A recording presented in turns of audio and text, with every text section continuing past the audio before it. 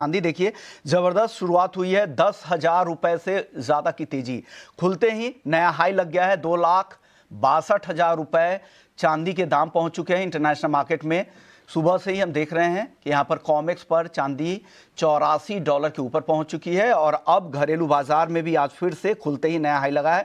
जिस तरह के जियोपॉलिटिकल कंसर्न है उसका फायदा यहां पर मिल ही रहा है और साथ साथ जो यूएस के जॉब रिपोर्ट आए थे वो भी कमजोर थे, उससे भी लग रहा है कि ब्याज दरें आगे और कम हो सकती। तो सारा फायदा, हालांकि पूरी तरह से यहां पर सेफ हेवन बाइंग हो रही है। गोल्ड और सिल्वर और मेटल्स पर फोकस बढ़ा है। जिस तरह के प्रोटेक्शनिज्म की पॉलिसी चल रही है मेजर इकोनॉमी में, उसका फायदा यहां पर मेटल्स को लगातार मिल रहा है।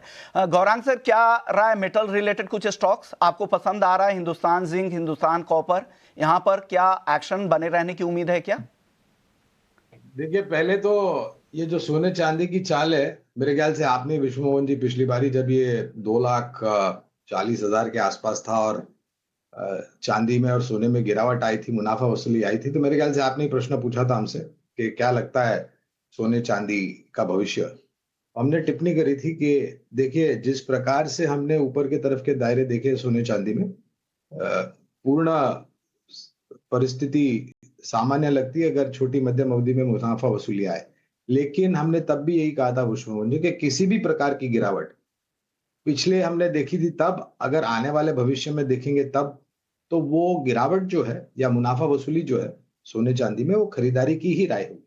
और हमने यहाँ तक कहा है हमारे चैनल 18 और स्वदेश पर कि अगर आपके पास उदाहरण करके ₹100 निवेश करने के लिए है, तो वो ₹100 का 20 15वां या 20 हिस्सा यानी कि 15 या 20% आप सोने चांदी में gold ETF, gold mutual funds या फिर फिजिकल जो भी आपको पसंद आता है, निवेश कीजिए, जिससे डाइवर्सिफिकेशन होगा और जोखिम कम होगा। आज भी मैं वही कहूंगा जो हमने पिछली बारी बात करी थी विश्व मोहन जी, कि अगर आज या फिर भविष्य में गिरावट आती है, तो छोटी मध्यम अवधि के लिए तो मैं सक्षम ही नहीं हूं टिप्पणी करने के लिए, लेकिन लंबी अवधि के लिए दोनों में खरीदारी का मौका होगा। क्योंकि यहाँ से मात्र सिर्फ इस साल में नहीं, लेकिन आने वाले जो साल है, वहां पर भी हमें लग रहा है कि जो प्रेशियस मेटल है, उनके दाम ऊपर की तरफ जाने की पूरी पूरी संभावना है। अब आते हैं आपके प्रश्न के ऊपर, धातु क्षेत्र के ऊपर।